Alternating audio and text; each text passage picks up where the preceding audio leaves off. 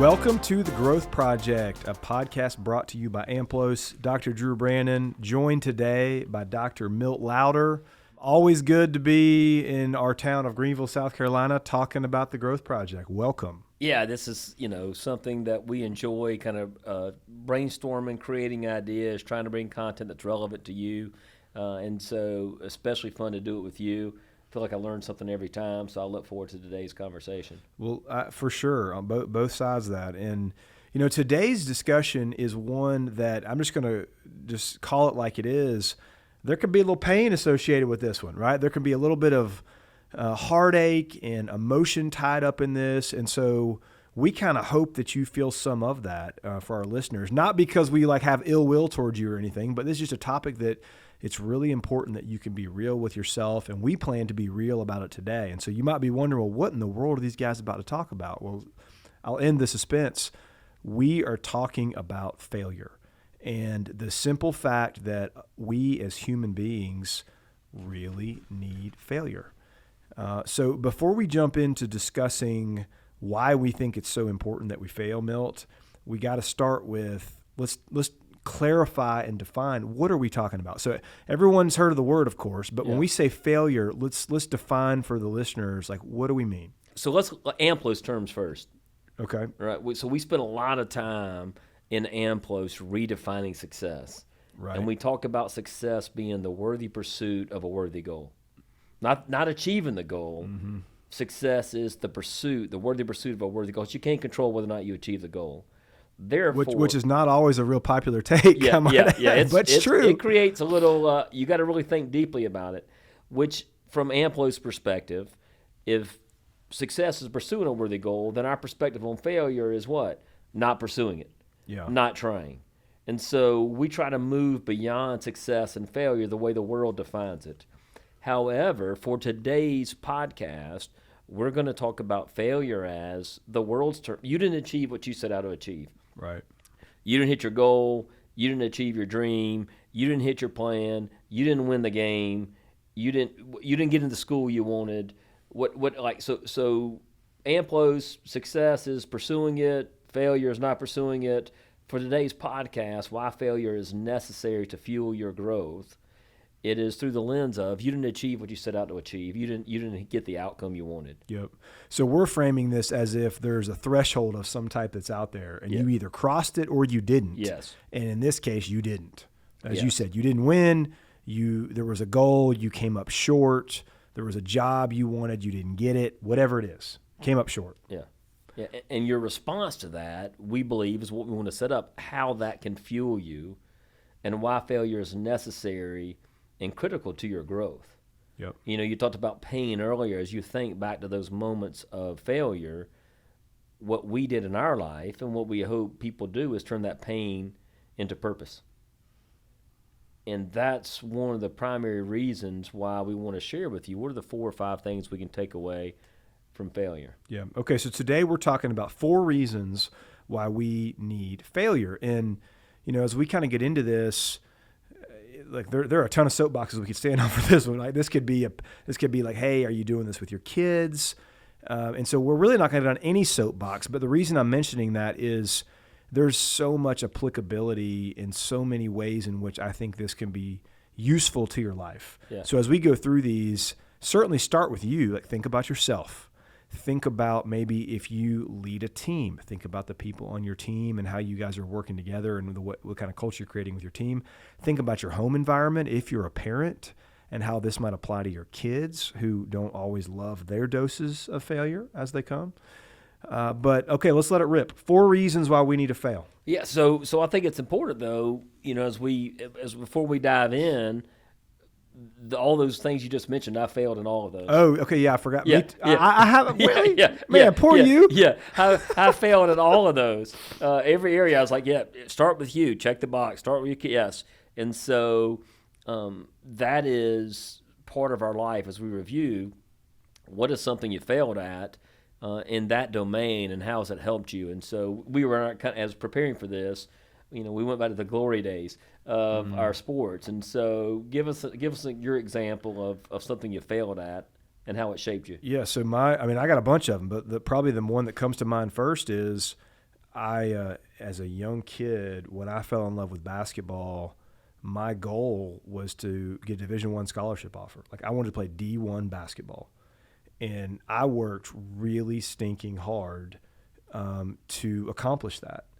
And you know how many D1 offers I got? 0. Yeah. Like failed. Did not have a single Division I school that offered me a scholarship to come play basketball. And I remember, and like that doesn't happen in a day. Like, that's a certain kind of failure. Like, some forms of failure is like it all leads up to this one thing, and you find out that day if it did or didn't happen. And in some ways, that's better. Like in mine, it was worse because I just went through this like extended period of time where you're just hoping that like someone is going to offer you. And the longer it goes where you're not getting these offers, it just gets harder and harder and harder. And I had, I thought I was maybe close on a few, like to be clear, small Division I schools, not the ACC, not the SEC, some schools that recruited me, but they never offered. Yeah. So I think that's a qualifier that I really hadn't thought about until right now, of like how much more painful it was simply because it just kept going. Like through those months of like the heaviest recruiting period when like everyone's finding out there and you get an offer or not. Well, I didn't get one from a Division I standpoint. Yeah, and I think we can all relate to that, but that I didn't think about the extended time period as well. I think both of our girls are seniors and kind of have been waiting on those colleges, and they finally got that. But think about how difficult that is if you're just waiting on something, and keep waiting and keep waiting. The kind of confidence it takes to overcome that. So mine was original in sports, and I started thinking yours was a good sports one. I tried to walk on at Clemson baseball. Did not make it, and that shaped a little bit of my life and my career, trying to help others be better, pursue better. But I go back to, you talked about parenting. I remember McKee was young. My children, Jay and McKee, Emerson wasn't born yet. And for the first time, McKee was going to go to bed before Jay. They shared a room. And McKee would not get out. She would not stay in the bed. And I would go back and put her in the bed, and she would not stay in the bed. And so I got frustrated, I got irritated, and I went up there pretty upset. She's 2 years old, maybe 3 years old, and out of emotion, like picked her up, was getting stern with her, and kind of halfway through getting stern with her, I could feel her heart, just, and she was scared to death. And I thought, okay, what a terrible failure as a father. I'm coming in here to punish her when what she needs is security from her father. And it was such a, quote, failure in terms of who I'm supposed to be. You're supposed to be able to lean on your father for comfort, and I'm punishing her. And so now that helped me because as I learned and grew from that, I try to be very mindful of what are the reasons for my child's behavior and how am I responding to their behavior. Is it more about me or more about them? But that was a definite failure as a father to punish a child who needs comfort and love and security, and you're providing the exact opposite. Well, I mean, we could all tell that some version of that story, just to be clear. Every father that's listening to this podcast has been there in some respect. So thank you for sharing that. But we've been there in many ways. Okay, and we could dedicate an entire podcast to rehashing our failures. Maybe a year. Yeah, like even the whole series. That could be a whole new podcast. That could. So let's not do that today, though, because I don't know that I'm prepared for that one. No. So instead of doing that today, now that we've each shared one of our more memorable, meaningful failures, let's get into this conversation around like why these things, although they're difficult, are really good for us. So what's our first one?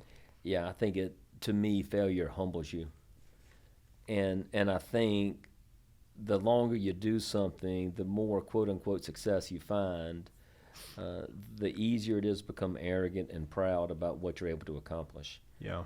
And what failure provides is a sense of humility, that it helps you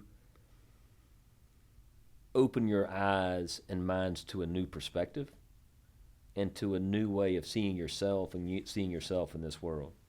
Yeah, there's no question. I mean, I think that regardless of what arena we're talking about this in, when you're having success, it's so easy to forget that having success is hard. Yeah. Like, it's hard to become successful. It's even harder to remain successful. And when you have an occurrence or a period of time when you're failing, it's so healthy to be reminded of, like, you know what? This is tough. And like, this isn't going to just go my way. This isn't going to just happen. And I don't know all the things that I need to know or we need to know to increase the likelihood that we will be successful, right? Like, there's a lot I don't know. There are a lot of moves to make and decisions to make that like, I don't know the best route. And when you fail, those things seem to become so salient and near to you in a good way. Yeah, and depending on the amount of your failure creates, and the fall of how high you were, Drew, I think it humbles you even more. And so you're more open to ideas. You're desperate to learn. Mm-hmm. You're desperate to grow. And I think with that humility, you start inviting others in. It creates a sense of vulnerability that you aren't able to accomplish everything you set out to accomplish. It lets you be mindful of your humanity. It helps you really understand, become aware of the things you can't control. And so with that, you start inviting other people in, and you're curious about how they did it and what you can learn. Yeah, yeah. And, here, the example that we talked about earlier, or when we were kind of prepping a little bit too, is like related in here in other terms, ego. Yes. And when you're having a lot of success, it's so interesting how ego can be operating in the background and like spreading out and getting its tentacles into places and spaces that maybe you're unaware of, and doing things to a person that then when failure shows up, it's like this shockwave. Yeah. And it can be this super effective and helpful thing that comes into your life that zaps or fries or whatever you want to call it, some of that growing ego. And it's almost like, what do we say? It's like an effective maintenance plan. Yeah. It's an ego maintenance, Yes. ego prevention system in the same type of way. Yeah, and I think part of that piece, I love like that maintenance plan. How do you temper the ego? How do you monitor your pride? And you start thinking, and we see it throughout society now. Everybody thinks they're great at everything. And everybody thinks because they have a platform or a voice, they should speak on everything. Mm-hmm. And when you're able to struggle and you're able to fail and you realize you don't know all the answers, is when you start asking really good questions. Yeah, for sure. Yeah, I mean, I can remember, we can probably both think of, your great work with Clemson football these years and my work with Georgia. And there's been, losses where it's always interesting of like, you lose and then you'll hear people talking about, well, we aren't enough of this or we're not enough of that or we're too much. And it's like, you were also those ways when you were winning. Yeah. It's just, you either weren't paying attention to it, you weren't willing to acknowledge it, you didn't care. Like, that was true then too. It's not like we just became this in a week. It's just on those other instances, we found a way to still get by. Now, was it Krzyzewski when he took over the basketball program for the USA that he said winning clouded our thinking? Yeah, that's right. Wasn't that Krzyzewski? And so I think that's what winning does. That's what quote-unquote success does. It clouds your thinking. Mm-hmm. It lets you start thinking you're responsible for your success, and it lets you start taking for granted the very things that made you successful. Yep. And that was in his typical way of kind of eloquent way of saying things, but that's exactly what it does. Yeah. Is it covers up some things that either you aren't aware of them or you're willing to overlook them because the outcomes are still turning out favorably. Yeah, and so we always say it's hard to quit doing what works for you. Well, what creates change is when it quits working for you. Mm-hmm. When you're forced to face a reality that you don't have all the answers, that maybe luck played a factor all these years. Yeah. And you're forced to face that reality is where innovation can really come from, that you're really, from this sense of desperation and humility, you're really willing to start learning, start growing, trying something different. Mm-hmm. So, okay, one more thing that I think is important on this humility piece is to point out the fact that not everybody responds that way.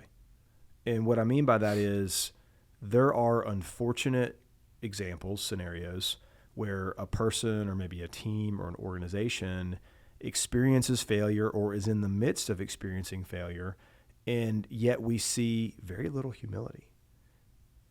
Talk us through that. Like when that is occurring, what does that normally mean, or how does that happen? And like how do people get to these kind of like valley-like experiences in life where they're experiencing failure and yet we're sensing almost zero humility from them? Just off the top of my mind, as you're thinking, like they just double down on them.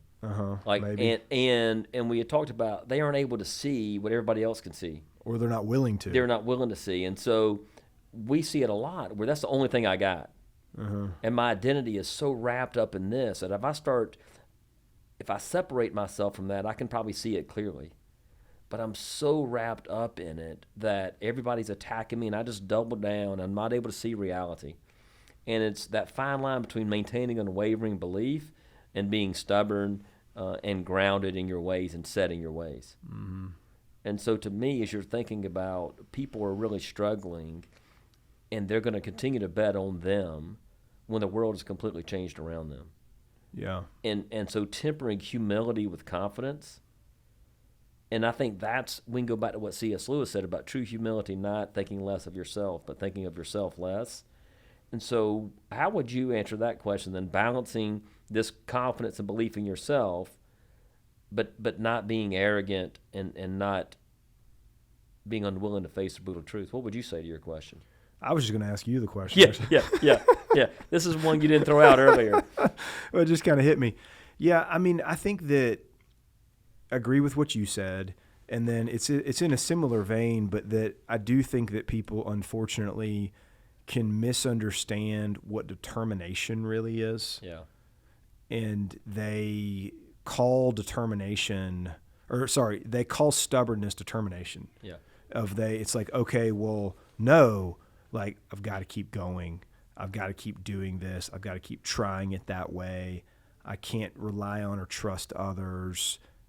It's that lock in and keep going thing, which is unfortunate because I think it's rare and unique that works very well ultimately. But to me, that's where my head goes of the people. They tell themselves that they're practicing determination, but what they're really doing is being selfish. And what I guess I was trying to say around the ego is that's all they got. Yeah. Like they don't know another way. Yeah. And so like to go learn something new is going to be really difficult. So they're going to double down because they don't have any other options. Yeah. And that sense of fear and anxiety and insecurity of having to reinvent themselves or do something different, I think that keeps them from taking action. A final thing I would say on that is that, whether we want to acknowledge this or not, we love a storyline that casts us as the hero. Yeah. I mean, we just do. Yeah.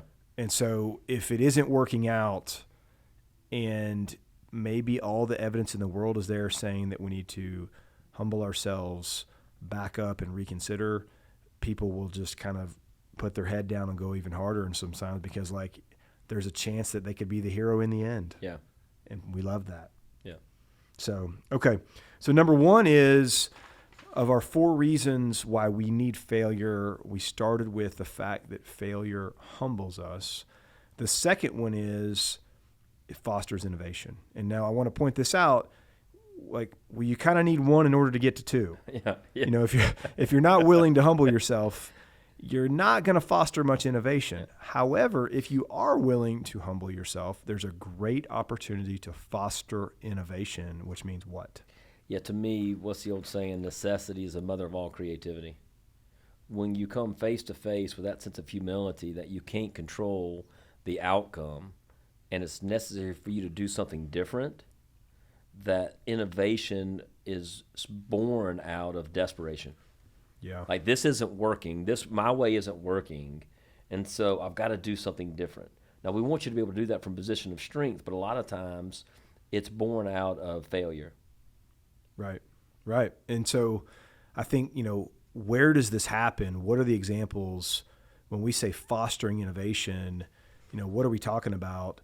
Better strategy, better processes, new routines, improved habits. Like there's a real behavioral component to this. And so we want to be clear about that. It's not simply, okay, I'm going to try to think of this or that. Like you probably do need to think of some things, but we're talking about doing things differently. Yes. Like you've got to go behave differently in order to give yourself an opportunity to hopefully earn a better outcome. But if you'll take a step back and do an audit on the things we just said of your processes, your systems, your behaviors, sometimes these failures are the very thing that gets you pivoting from this to that and unlocks a whole new opportunity. Yeah, I had the pleasure of hearing Steve Robinson, the former chief marketing officer for Chick-fil-A, last Friday at TPM's kickoff. And he talked about their model. They had the Dwarf House, their original chicken sandwich, and they created a model. They were going with malls, and so they were just putting Chick-fil-A in malls. Well, in 1982, in the recession, the financial crisis, malls quit developing, and they had to look at their whole strategy differently. And so they just were going around to these malls, and so when the development of malls quit, they made a business decision to go outside the malls and create freestanding restaurants. And he said sometimes crises are the greatest source of innovation. Yep. Because it forces you to do things differently. And it can lead you to places you never even dreamed of out of necessity. Like they couldn't grow because the malls weren't growing. It forced, as you said, they had to have a different strategy. They created the operator model, the franchise model that's still in existence today, all based on the first time ever in their history they had financial losses. Which is fascinating. I mean, all that is fascinating. Yeah. I mean, I would love to see a breakdown of the percentage of annual revenue Chick-fil-A does inside a mall compared to outside a mall. Yeah. And I bet it's a complete landslide. Yeah. So imagine, I mean, they probably would have gotten there eventually, but Maybe. they stayed in the mall. Like that was the growth strategy. Yeah. But when that stopped, they didn't say, "Oh, we're done. We're just going to keep putting them in malls." No, we got to think of a whole new way of operating. And so I think that is like, as you said, it's one thing to be humble and defeated. It's another thing to be humble and hungry. How can I do things differently? How can we get better? You said that to me in our company in 2016. I was like, hey, we got to this point doing it a certain way, but what's going to take us to the next level? We got to start doing things differently. Yeah, with how we show up and how we behave and all. Yeah, and how we learn, how we teach, how we grow. And there's so many examples of that, I think, in business that you can look at, and in case examples of companies doing this and that. And then I'm sure we all have examples that's in our personal life as well. I think about, gosh, from a parenting standpoint, I've been through 50,000 of these. When you as a parent are like, you have this realization that, you know what, like, although I have good intentions behind my desire to have my kids do this or that, this isn't working for them, and it definitely isn't working for me. And so I need to communicate differently. I need to think about the timing of when I do this. I need to stop doing this first thing in the morning when teenagers really don't want to talk very much. Even down to systems of like, I got to stop asking my kids, hey, did you have a good day? That's a bad question to ask, especially teenagers, because I've just given them the easiest out in the world because all they have to do is say yes or no. Yeah. And so that's a system. The timing of when you ask that question, the language you choose to incorporate into their question, those are all systems. And if you feel like and realize that hey, you know what, I failed at this often enough, I'm going to do it differently. That's just a real kind of everyday example of what we're talking about. And I think that's a really fun part about parenting is getting creative. Yeah. And just paying, like, this isn't working. And so you can remove your ego that this is how it should be, and this is how you were raised, and this is how your kid should act, and those expectations.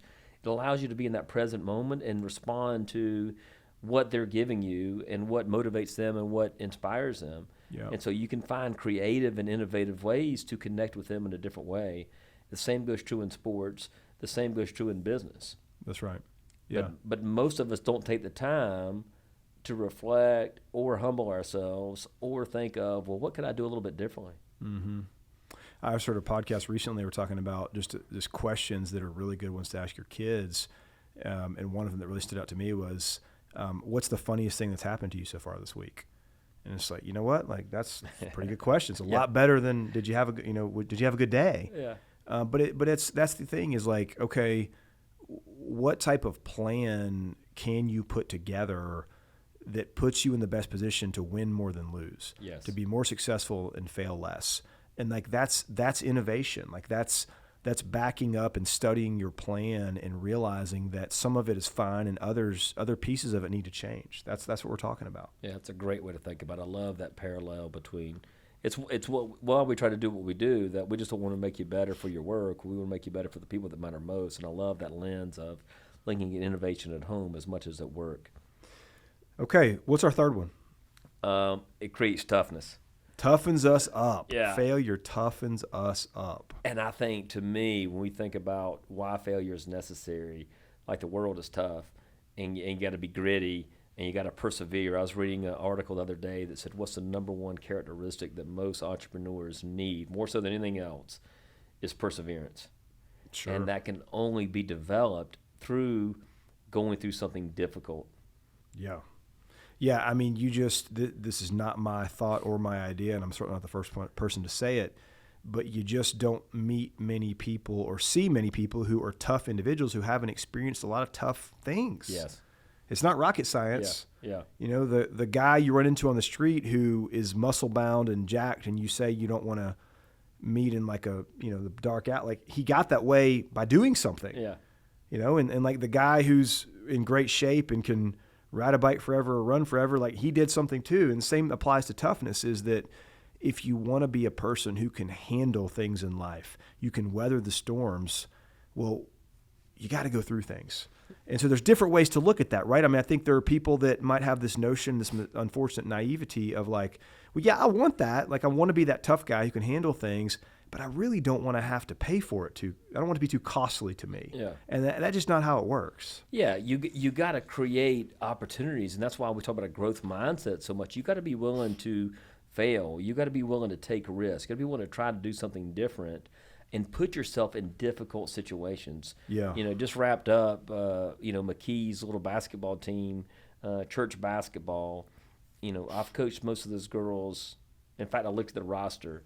In third grade, we had 9 of the 11 girls that were on the team as seniors. We were on the team in third grade. That's pretty cool. And so to watch those girls grow, and if you know me as a coach or as a person, like I'm going to challenge you. Like I'm going to get after you. You're going to have to give me some effort and some hustle, and you got to be gritty. Did you mean the players or the refs when you said Both, challenge? but the refs even more so. That could be a whole another conversation. But I told the girls after our last game, like one of the reasons I coach you hard and I parent my children the same way is I want you to know you're tougher than you think you are. Yeah, like you got to be able to do difficult things, and you're better together. And so too many times in life, and I think too many parents try to shield their children from the very things that have made you who you are. From going through difficult times, we try to protect a child's self-esteem, and we don't let people take risk that really shapes their mindset and develops their character. Yep. Well, yeah, exactly. And I think what you're really saying is if you ask a parent to like, okay, hey, here's a piece of paper. On this piece of paper, I would like you to write down some of the traits and qualities you would like to see your kids have as they grow up and mature and everything. Almost every single parent, I would imagine, is going to write down some form of like resilient, grit, toughness. They're going to write something like that. Guess what? Their parenting styles doesn't match up. Don't match up.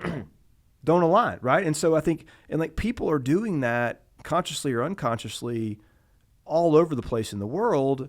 And at some point, you as a parent need to just kind of be honest with yourself and say like, all right, hey, here's what I wrote on my paper. Why do I continue to parent in a way that isn't giving my kid a chance to possibly become this? Because that's what many of us have done. Yeah, and so like shielding the others from the consequences, that's how they grow. Like you said, you don't get this way by accident. Right. You got to take risks. You got to have failures. You got to have successes to kind of make you who you are. And I think if we create a generation of people who avoid difficult things, then they're going to avoid failure. They aren't going to take risks. We're going to have the groundbreaking ideas of innovation because they aren't tough enough to handle the consequences of not achieving what they think they should achieve. Yep. I mean, what we're really saying is failure becomes a grit resilience workout. Yeah. Like that's what it is. It's an opportunity to get a rep or a series of reps to work out this part of who you are and who you're becoming. And so, like, I don't know how you do it without the workout. Yeah, and so I think that's when we think about what failure can represent. Now, it doesn't mean we take away the privilege of experiencing the pain. It doesn't mean we minimize, like when we fail, when we struggle, when your child struggles, it doesn't mean we don't suffer. We're like, hey, great, good, it's going to make you better. Like, you got to have the courage to experience the pain. Yep. But with that pain, it does mean we get to learn from it. We get to grow from it. This is turning that pain into purpose. Using that to strengthen you. As Helen Keller said, character cannot be developed in ease and quiet. Only through pain and suffering can the soul be strengthened, ambition inspired, and success achieved. So that speaks to that quote we've mentioned before that I really don't like, of which I agree with you, of you either win or you learn. Yeah.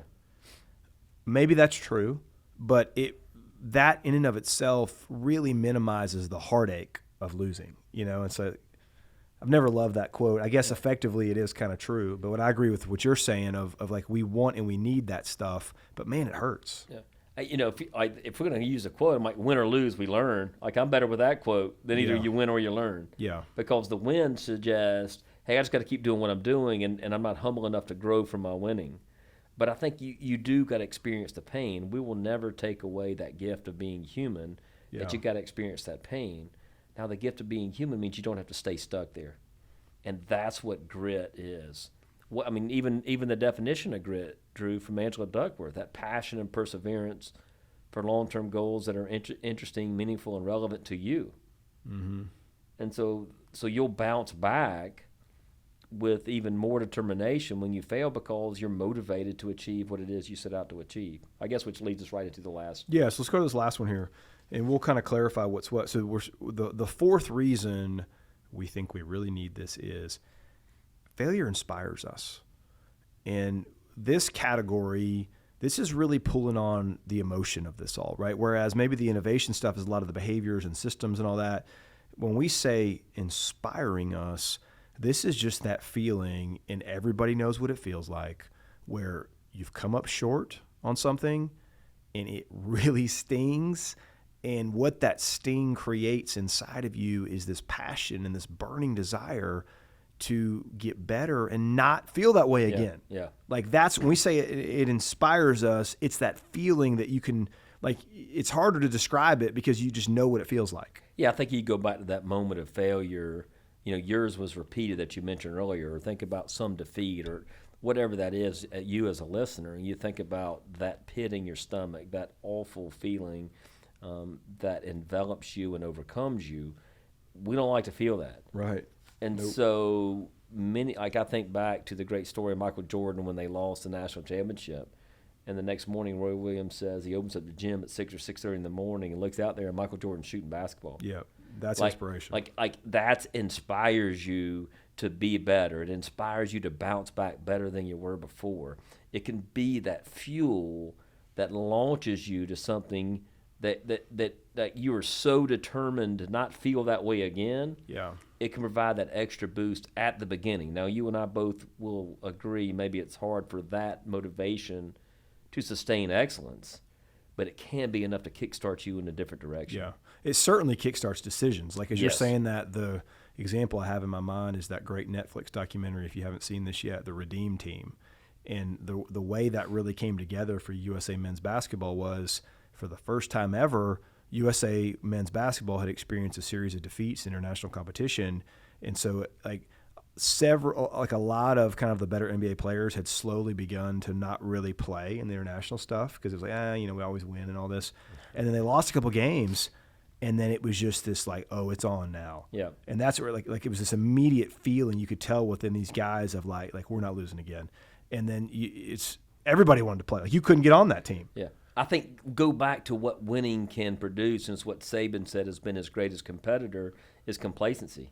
Right. Yeah. And so you can kind of go through the motions. I mean, you win one championship, you win two. Like, it's hard to stay hungry and it's hard to stay humble. Well, what failure and loss provides you, I have a feeling at Georgia this year, you're going to have everybody's full attention. Yeah, it's kind of nice. Yeah. Yeah. And of course, you'd rather win than lose, but trying to like get ready to kind of reboot it and here we go again, having lost, is in some ways welcoming. Yeah, because now you're hungry. You don't want to feel that again. I Right. remember we got beat by Alabama in that national championship game in 2015, and the first meeting, Coach Swinney played the video of the confetti falling, and it wasn't orange and purple falling, and it showed some emotions, and that set the tone. We don't want to feel that again. Now, Yeah. we don't want to play Right. that all season and remind them of what they didn't do. Right. But it's like, okay, we don't want to feel that way again. Yep. As you go into your off-season workouts, as you go into spring practice, let that be the fuel that takes you to places you weren't even sure you could go. Yeah, you think that it's amazing what feeling can do to get you going, Yes. and galvanize and everything. So, okay, I know we need to wrap up here in a second, but I'll review these four real quick just to restate them for everybody. What do we think the big value and purpose of failure can be in our lives if we're open to it? Humbles us, fosters innovation, toughens us up, and lastly, it inspires us. And I hope that as you think about, you might have some form of this going on right now. Yeah. This might have just happened to you recently. And so certainly applies in those ways. Maybe that hasn't been your experience more recently, and this is a great opportunity for you to study and evaluate and think about how you can be better positioned for when the next one comes, because the question is not if that will happen, but when it will happen. Yeah, and how can you use that as motivation to be better and pursue better? All right, so as always, we are grateful to everybody tuning in today, and we will look forward to our next time together. Thank you.